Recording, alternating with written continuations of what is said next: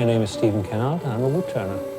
Wood turning? Well, it goes back, well, I'm not sure how many hundreds of years it goes back, but originally a lot of chairs, they were actually made in the woods. So they actually took the lathe in the woods, and they used to tie a rope from the springing branch around the piece of wood they were working, and then onto a foot treadle. And so they would use that spring in the branch to turn the wood. We've come a long way since then. Electronic speed controls and everything else. Almost from the very beginning, I enjoyed making boxes. Although they're mainly decorative and sculptural pieces, people do put things in, jewelry, rings, that kind of stuff. But that discipline of knowing it's got to be a container of some kind, that's really where my passion has taken me. We're making it a box. At the moment, the wood is still solid. I start by using this little tool, safety glasses on.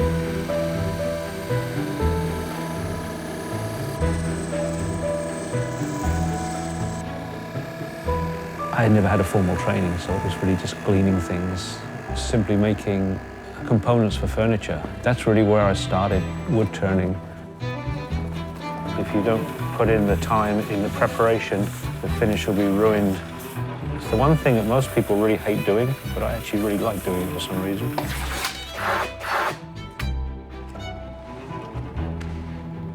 With this beautiful shiny black wood surface here, it's really just a canvas. In this case, it's a row of trees that run around the whole circle.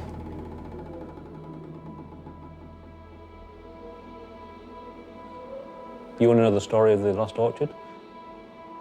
Oh. The box initially was a box just like this, just shiny wood. The side was highly polished glass. I was kind of pleased that, I thought it was okay, but I didn't really feel it was finished. There was something that was uninteresting about it, something that didn't really satisfy me. And after a period of time of just thinking what's going to happen, I just decided I'm just going to leave it. I left it on this bench, and it sat there for, I don't know, maybe a month, 6 weeks. Photography is a really important thing to me. And just up the road here, there was a beautiful old apple orchard, one of these really ancient ones, all gnarled and twisted branches and trunks. And in the wintertime, where you get the white snow and then the black branches of the apple tree, all the kind of shapes of the trees against the white, that beautiful contrast was just so wonderful. I used to like to go up there and I used to photograph in the snow, I'd photograph it in the fog, and it was one of those places where you just never felt you'd finished. There was always more to extract from the scene.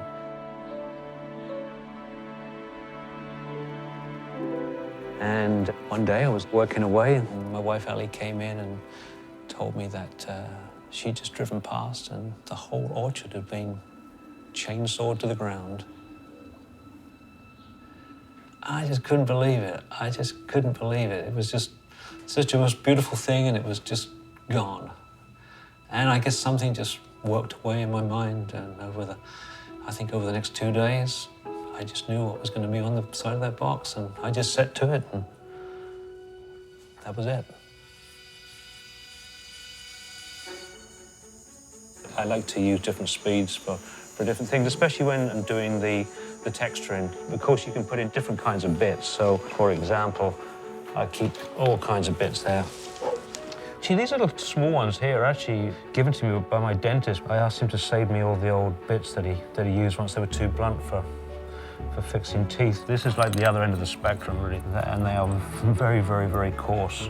I think sometimes you can be master of the tool before you start to play, but frequently you may invent new ideas, new ways of using the tool to achieve what you want. I mean, I've done lots of things, but they haven't all gone smoothly. Multiple careers, yes. I joined the police force, in actual fact. Worked in a men's outfitters store. A trainee car salesman. Unemployed, I collected benefits for a while. I became a postman, playing music in a pub or a club, made massage tables on one-legged meditation stools. We were going to do a bed and breakfast business. I went and worked on a construction site. Worked for a tourist company until we moved to Canada, yeah. You have to make decisions in your life, and as a creative person, you can't do everything. So you have to say, well, okay, what's important, what's going to work for me? I realized that if I didn't stick at something, that I was never stood a chance of really achieving anything.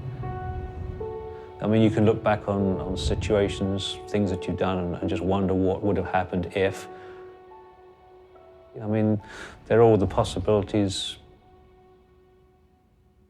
but they're not regrets as such.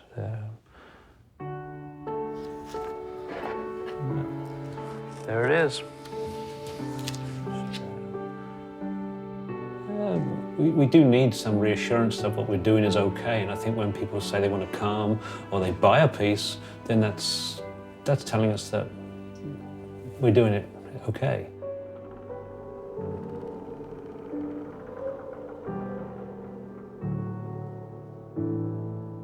And the satisfaction that you get from actually making something with your own hands can't be described.